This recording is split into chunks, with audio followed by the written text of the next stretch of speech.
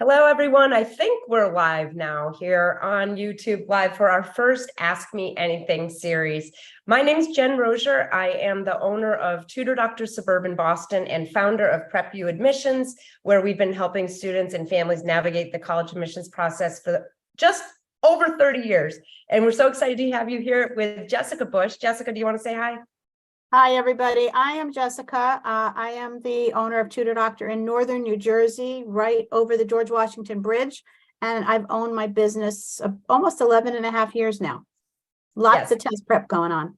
And Jessica's definitely a resident test prep expert here. And also, I believe we have our colleague Chris Leon here coming in from San Diego. Chris, are you there?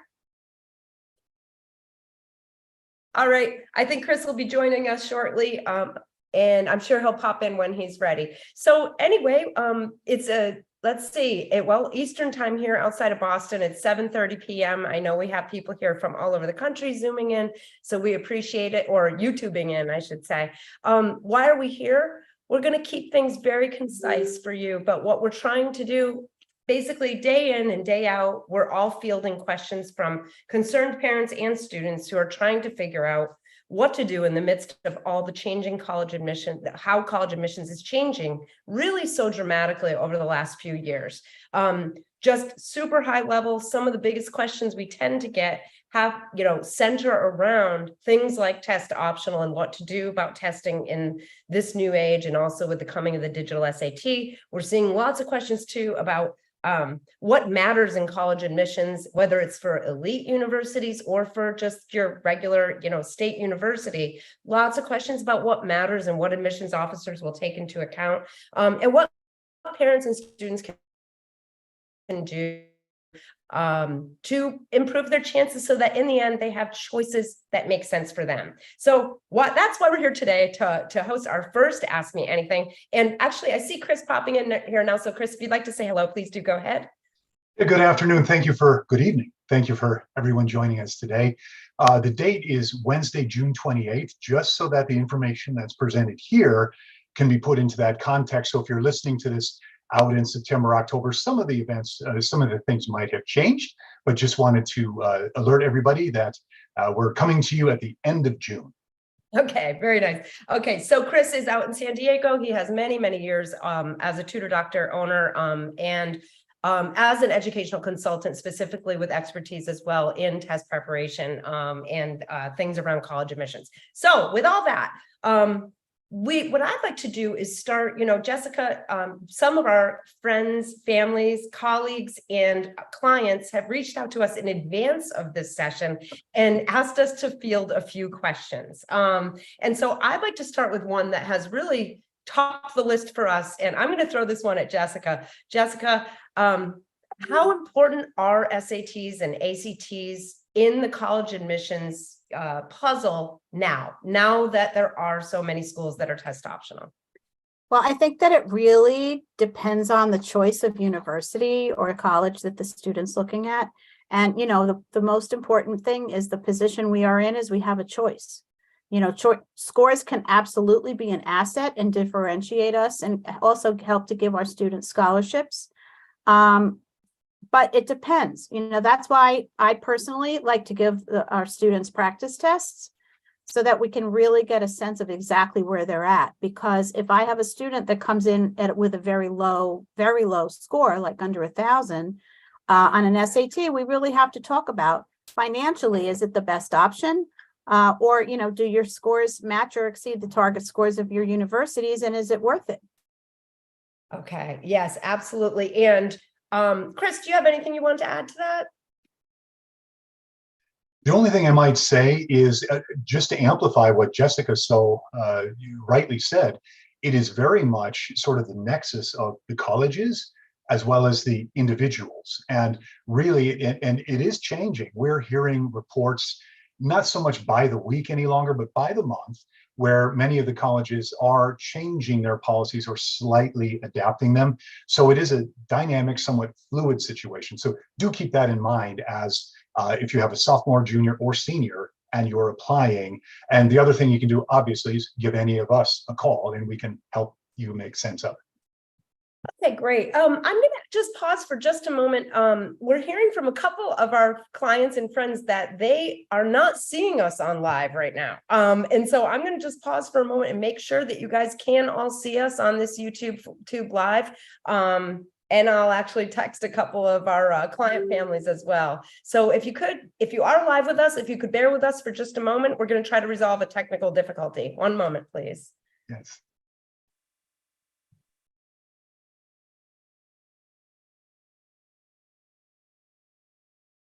So guys, they're saying that they can't see us live at all.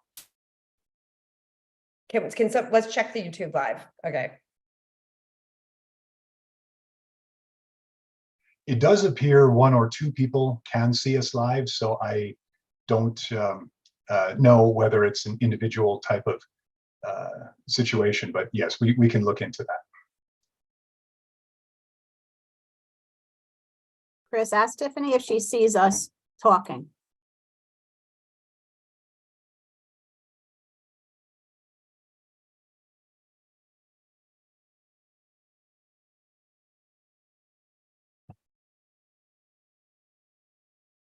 For anyone who is seeing us and streaming live, we apologize. We just want to make sure that everyone is able to access this and that we're not missing anyone's chance to be able to join And us. Jen, there is good news. We are recording this, so anyone who was unavailable to join us live today, or those who are attempting to get in and having some difficulties, the good news, this is being recorded. So they can watch afterward, and certainly they can contact us at any time with any questions they were unable to ask us during our live event today. That's true, but I don't think anybody can see this right now. As far as I can see, everyone, just one more moment. I mean, just give us a second. Thank you.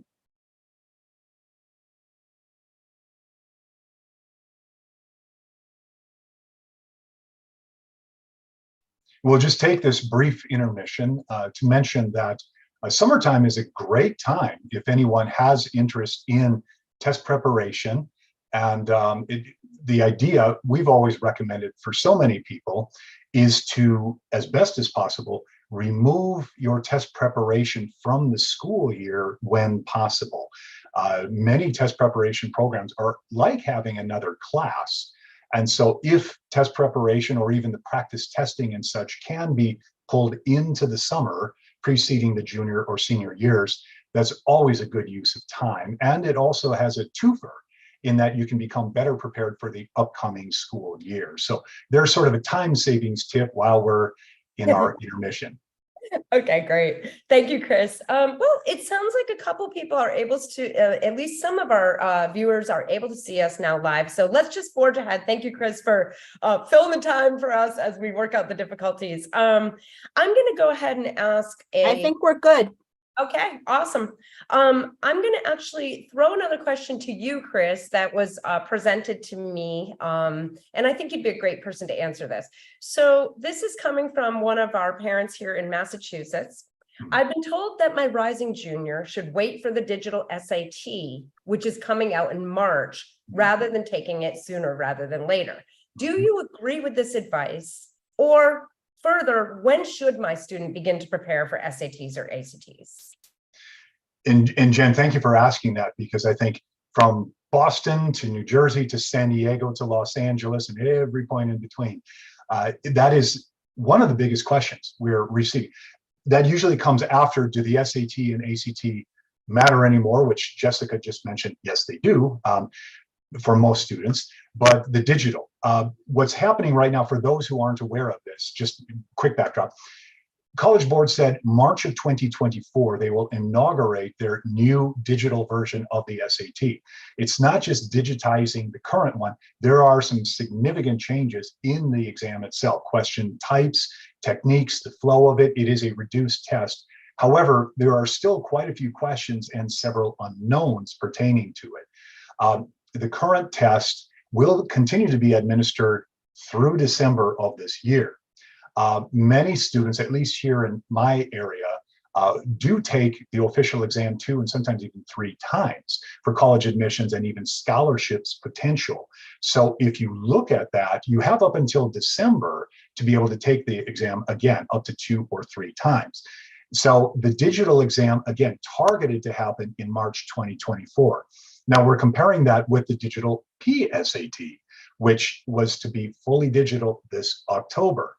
Just reviewing the information from College Board the other day, we found that's not entirely true. There will be a digital administration of it, but that's for the schools that will administer it as part of the national Wednesday test date. But the PSAT can be taken anytime during the month of October, and then any of those other sort of random dates, those must be taken by paper. So we don't know why, but it does seem there is a bit of a contingency in as far as the digital PSAT is going. Whether that will extend forward to the SAT, we don't know, so stay tuned. All right. Jessica, do you have anything that you'd want to add to that? I would just reiterate everything that you said, Chris. I've had personally worked with a group of international students who did take the digital SAT this past March, because they did launch the digital SAT earlier in international locations. And I can confirm, this is of course just anecdotal, but I do have a fairly large group of students and some information showing that scores tended, to run a little bit lower than on the digital SAT than they had on the paper-based test. Could be because of lack of familiarity, of course, but our best advice really for those who are especially rising juniors, that if you can, and this is with all our college counseling clients as well, try to take the SAT before the launch of the March digital exam. And sure, if you have to do it again in March with the new digital version, that's okay too. But why not try to deal with the one where we have excellent test preparation materials, we have tutors who really know what they're doing. The whole new test will be a whole new animal. Yeah, that's what I'm advising everybody. Do it now. Let's do it now. All right. And if I can add one other thing, there's another 3-letter acronym exam out there. No, it's not the GRE, and no, it's not the GMAT, because that's 4 letters, but the ACT. And a lot of people forget about that. It's almost like the Coke versus Pepsi battle. Each has approximately 50% market share in the US. And the ACT, its digital transition will be far later into 2024. In fact, I think it's TBD. There's an extremely small pilot of about 5,000 test takers that will take it in December. So the thing is, they're waiting to see how the College Board releases its digital SAT. So the ACT, for anyone who's not quite sure and they don't want to navigate the transition, the ACT is an excellent alternative because it will not have that same transition in the same timeline. Especially applicable for anyone who is a junior and anyone who's a senior, a rising senior, then yes, the ACT should seriously be considered as well. Another thought. And just to reiterate, the best possible way that we've been advising for years, and we'll stick to it still, is for you to try a absolutely no risk practice test and a practice ACT, and any team or anybody in your local area can help you, any expert in your area can help you to compare the results of those 2 tests and to decide which test is better for you. There is no better starting point than to start with the data of a real exam experience for your student. So yes, I think we're all on board with that. I want to remind everyone, listen, if you have, and we are fielding questions that have been submitted to us ahead of time, but if anybody here in the live right now has any questions, please feel free to put them into the chat. We'll be monitoring them and looking to answer your questions for sure. But until we receive a new one, I am going to throw a question to you, Jessica. Jessica, here's another question coming from Virginia. My daughter is a superstar student with a 4.3 GPA, but it says, but not so great test scores. What do you recommend and how do we deal with this? That's a good one. And it's also one that I dealt with my daughter. So I have personal experience with this one. And I have a lot of kids like this. A lot of times it's students that really focus on, they've got tons of AP classes, at least 2 or 3 of them going on at once, and they're focused in school and their GPAs are super high. But when they come to testing, they have anxiety or they're stressed out or something is going on. And I know that many of us are very sensitive to those types of things that are going on. So again, let's do a practice test. Let's see how the student feels about it in more of a low-key type of an environment. Depending on what their scores are, again, we have to deal with if the scores are super low, are they going to really put in the work and the time to get their scores up, maybe 200 plus points? You know, that's another question that I always put out to parents. You know, it's test prep is not like we wave a magic wand and all of a sudden the scores go up, you know, and there's one determining factor, and that is your kid. And I tell people that. So the kids have to work. They have to do practice tests. And if the kids are willing to work, we can get their scores up. We can definitely get their scores up. We can. And one other point on that quickly is, why do these tests matter? We addressed part of that earlier, but the other reason is the scores traditionally have been used to sort of triangulate or confirm a student's strong GPA. Now, we can argue whether that's right or wrong, but that is one of the ways that these tests have been used historically. So a strong SAT or ACT score can help confirm that that's the case, but also many times students learn test-taking techniques and other things which they may not otherwise learn during school. And that's another residual benefit of having a test preparation program. So that's another reason why start with that practice test. It de-risks it. The only cost is 3 hours of your student's time, but assuming you can navigate that okay within your household, then the next thing you know, you have that information you can use, and then you are in control of the decision, as Jen said earlier. Right. The only thing that I'd like to add on that, you know, looking at this holistically, as we're guiding students and families through the college admissions process, that there, you know, I can tell you right now, I have a few students that we're working with who we have made the strategic decision after having taken a practice test, because that's the most important, that we start with data, right? Yep.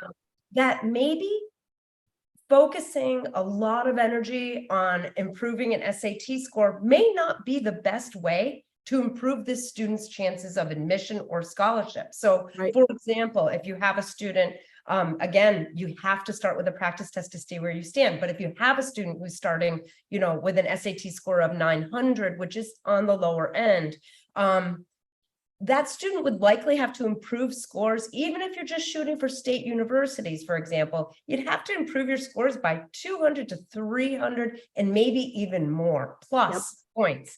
And so we have to look at it holistically and say, okay, grades will always be the most important factor in university admissions, always. Rigor of the courses will always be so important.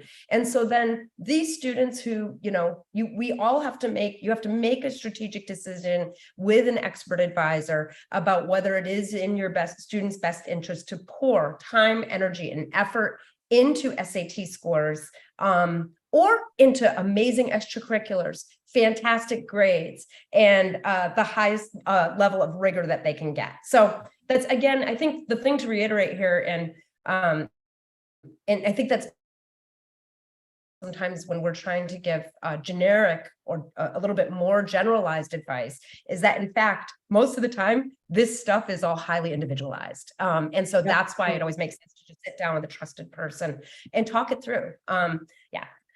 Okay. And that's a great point. We just received another question. In fact, Jessica is probably a great one to answer this about which test, right? Individualized, but which one is the better test for my student? A parent from California just asked, SAT or ACT? Jessica, how do you go about determining that and counseling that to a student and the family? Again, practice tests. We do. I mean, lately I've been having a student do one of each. We have the time, it's the summer. They just got out of school here in New Jersey and in the Northeast, and let's do it. I have a kid who took one on Wednesday and one on Thursday. So then let's get the score analysis report and let's take a deep dive. I have some kids who say, that's it, forget the ACT, I'm not doing it.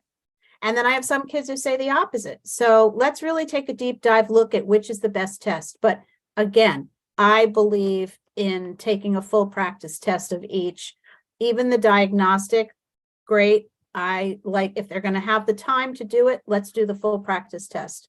And then let's take a deep dive, laser focused analysis of how they did.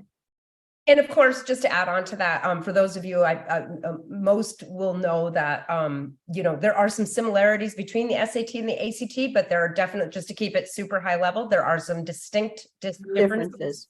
One being that the ACT has a science section, and the other being the significant pace differences between the SAT and the ACT. ACT having approximately a third less time per question currently in the current version of the SAT. For the digital SAT, we'll talk, we'll have to see or talk about that maybe for a whole nother Ask Me Anything event. That'd be another good one. But like Jessica, I totally agree with you. And just to clarify what we actually do when we have a student take it, practice SAT and a practice ACT, is we're looking not only at score performance, where we can correlate which test the student actually performed better on score-wise, but sometimes we will find that the scores are kind of close. Well, think about it. If your kid's going to spend 3 months, 4 months, 5 months prepping for an exam, let's ask them actually things like, which test did you feel more comfortable with? Yep. How did you feel about the pace? This is something that it's a very holistic look at where are you going to want to pour your energy in and which test are you going to have the best potential on? Yep. Jen, we have another question. Okay. How long should a student study for either exam? I'll let Chris take that one because I was just babbling on.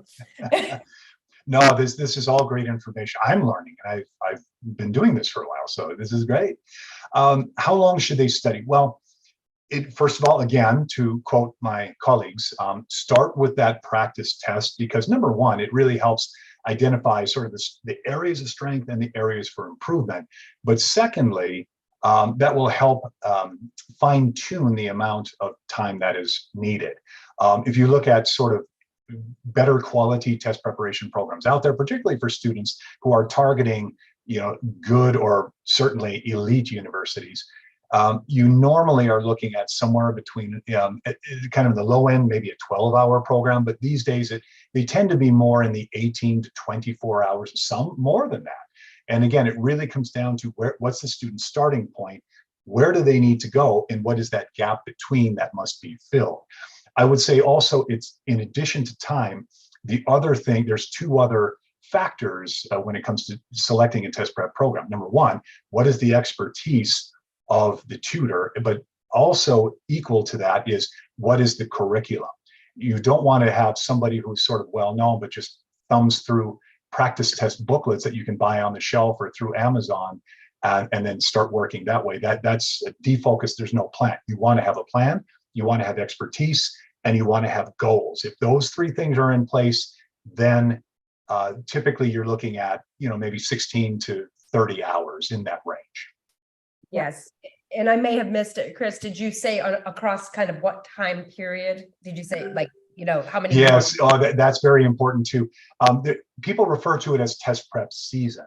Ideally, much like seasons of the year are typically 12, 13, 14 weeks.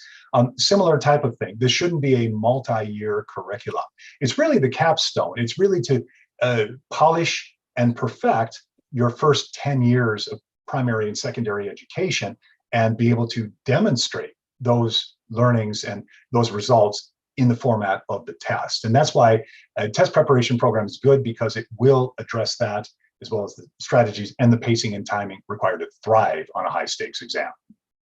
Jen, I have a question for college admissions. All righty. Which I know that is your expertise. My son wants to go to Indiana University, Bloomington, but he's gotten more competitive. What advice do you have for him? Okay, so I'm assuming, is this question coming from Indiana? Is this a state resident of Indiana? Yeah. Okay, awesome. So I live in Massachusetts. All my all of my own 4 kids went to University of Massachusetts at Amherst. Even, in my job as a college admissions counselor, it's my job to find the best fit universities for students and help them get there. I am a huge fan of state universities because they provide an affordable education. that's usually very strong. Now, in the case of Bloomington, this is the one thing I can give. If I'm going to give, I'll give you specific advice for the person who asked this question, but I also want to make this a little bit more generalized for anyone applying to state universities in your home state, okay? Or even outside of your home state. So for Indiana, for example, this is a great example. Indiana has become, you're right, way more competitive over the last few years. Indiana remains a fairly accessible university for most students with a, B plus range. They don't have to have the highest levels of rigor of their courses, and they don't have to have perfect SAT scores. This is an accessible university. However, this is my across the board advice to everyone looking at state universities. Figure out with your student or with your child, or students, if you're listening, you got to do some thinking about what college within the university you will be applying into. Let me tell you what I mean. With every state, state university, there's the big university, and then you have the College of Engineering, the College of Nursing, the College of Information Science, the College of Arts and Science, the College of Business, right? Or any other, subset of colleges. You have to be really clear. You know how maybe your schools use things like Naviance or Score or other softwares that show you scatter plots about what's the average GPA or the average SAT score of an accepted student at Indiana University, for example. Well, that stuff can be really misleading because each individual college within a university can have very, very different admissions standards and criteria. So I'm glad Indiana, whoever's asking this question, I'm really glad you've asked this. For example, if you are applying into the business program, the business college, that has become a much, much more selective arm of Bloomington. And thus, I plead to each of you, make sure that you do your homework, understand the admissions criteria for the college that you wish to apply to. That's one thing I can say. And then finally, and that can apply to really anyone else applying to a state university, you often may want to hedge your bets by applying to both the flagship university, which would be in my case, in UMass Amherst, and then we have other satellite campuses, which are usually a little bit less selective. That can also be an important strategy for you in case you are not admitted into the most selective flagship option. Lots of other things we could talk about improving your candidacy, but let's just focus on those two for right now. Okay, there is another chat question. Okay. For a senior who is a couple of months from taking their first and only SAT with high expectations, how can you help to manage those expectations? Chris, you want to do that one? Sure. Thank you. We don't know all the particulars, so it would be good to know a little bit more of the detail, but we can answer more generally now. And we would suggest contact your local tutor doctor office to dive a little bit more into the specific details, because many times that's where you can get the best answer for your child. But in a general sense, I would want to ask the questions, first of all, are you truly limited to just one exam administration, or might there be 2 or 3 potential opportunities? And the reason is, a lot of students, you can really accelerate the test taking anxiety when a student thinks, oh, I've got to be one and done. Right. So all the eggs are in that one basket. So a lot of times, if there can be 2 or 3 potential administrations available, well, then it de-stresses that first one. The other thing is, depending on the university, there is still super scoring that happens, and where the colleges will sort of cherry pick. You did well on, say, the math section on the first exam, and the verbal on the second exam, and many times you can sort of cherry pick, but that's university by university. The next thing I would want to suggest is, where are the areas of strength versus areas for improvement? Because there could be some opportunities to get some quick, fast gains by continuing to work in the areas of strength, but identifying those areas of improvement or weakness and figuring out what are the strategies that we can lever from the strengths over to those areas that need improvement. And many times, some sessions, depending on where the student is at, maybe one of our lower hours programs could potentially address that. But again, start with a practice testing format that will give you all that detail. And from there, we can give specific details how to target that and arrive at the score that you'll need for your admissions decision. Perfect. Thank you so much, Chris. I see another question coming in, something that I think both Jessica and I, or all of us could address, but Jessica, I'm going to throw this one at you and you can toss it right back to me if you want me to add in or, so the question is, if my above 4.0 kid is applying to test optional schools Yep. and he scores in the 1300s, is that worth submitting or should he not bother? In my experience, I would say absolutely.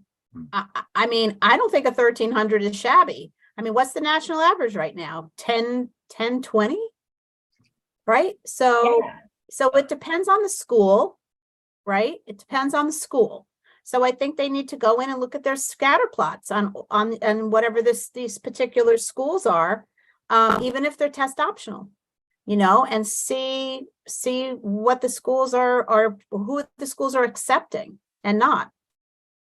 If I could, I'll add a little bit too. I agree with you, Jessica. We got to start by looking at the average acceptance Acceptance SAT rate. or ACT Right. scores for accepted students at each of the individual universities, right? But on top of that, we have to look at, you know, like, let's give you a range. So, this question doesn't actually provide us with the schools that the student is applying to, right? But this is how I look at it. Are your scores going to be an asset in your application? Okay. Right. So if you are applying to a school where the score range is 1400 to And up. 1450, then those 1300s are not going to be an asset in your application. You must match or exceed the average accepted score of your target university to consider applying to using those scores. The other thing I'd like to add, though, if you're looking at really elite, like different scenario, you're looking at really elite universities, okay? And let's say you have a 1450 or a 1500 SAT. The other thing, typically, if you can bump through the 1500, that can be considered an asset in your application. On any given day, your admissions officer might look at your 1500 and say, on a bad day, this student could get a 1500. On a good day, this student could get a 1600. But I would say, and this is something not a lot of people do, study the way the test optional policy is actually phrased on their website or in their information sessions, or reach out to an admissions officer to find about their policies, because you're going to see real nuances. There are some schools that will literally say, we are test optional, but we strongly encourage you to submit your scores. Right. Okay, that's a big difference between it's okay, we're not going to judge you if you don't send your score. So we have to scrutinize those. But Yes. Jen, to tie in with what you said before, you know, if you have a student who's looking at engineering or health sciences or pre-med, or they have different ramifications or acceptance policies. So you have to look at that, you know. So if an engineering program, the school may say on generally freshman admissions website test optional, but if you have to look into the detailed school or college that you want to go into, because a lot of times they have different admissions requirements. Absolutely. In fact, that's one thing that is very important, is to look at the individual section scores. On the SAT, there are primarily 2, and on the ACT, there are primarily 4. Now, taking Jessica's point, yes, you have to look at the majors. So for instance, if you had, I think 1350, if I'm not mistaken, was the score that was in the question.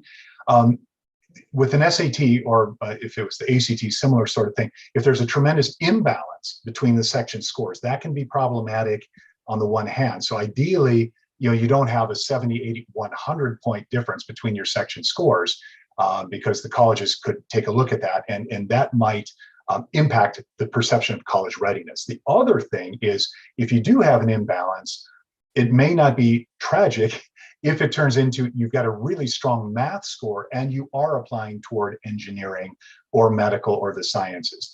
If on the other hand, you're applying to journalism and you've got a very relatively weak verbal score, then now you've got some issues. So it really comes down to the universities, as Jen and Jessica just said, but also taking a look at the majors, because that's where you get into a little bit more of the granularity.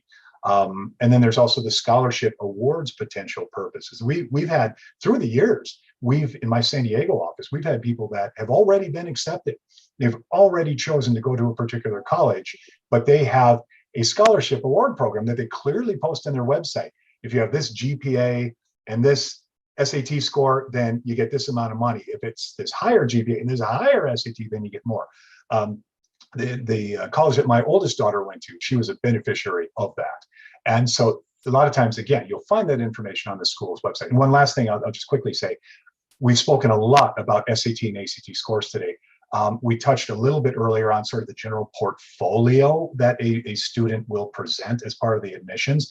And if there's anything we've learned sort of in the COVID era, as admissions has become more holistic, they are taking a look at other factors. AP exam scores, essays, college essays, if you will, have sort of replaced SAT, ACT in a way. At some universities, they've also taken some of the proportion of that decision. So it's very important to consult with someone who knows that university and can guide you on all of the aspects that you'll need to really be successful in your admissions goals. Great, and thanks, Chris. That actually brings us to, we're actually at a point we would targeted to stay online live here today for just about a half an hour, running just about over here. But I would like to say that you're right, Chris. We focused a lot today on testing SAT and ACT and all things related to that. We'd be more than happy, and we are going to be running these Ask Me Anythings as a series, certainly this summer, working on creating really a standout college application, which might include personal statements and the way that you present your extracurriculars and things like that. We can be doing topics for sure that relate to extracurriculars and majors exploration and what students can do to improve their profiles there. We can be talking about APs and how APs can play in. So lots of topics to come in the coming weeks and months as we continue the Ask Me Anything series. If you have questions that were not answered, I'm going to get that, Jessica. If you have any questions that were not answered today, please reach out to, you can see in the YouTube live here, you can reach out to your local office and we'll be more than happy to help you get the questions, get the answers that you need. Jessica, what you got?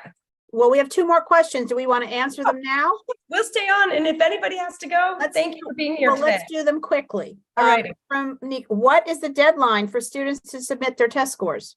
I'll do this one quickly. It depends on when you're applying. So usually college admissions deadlines can go typically November 1 or 15th for early action.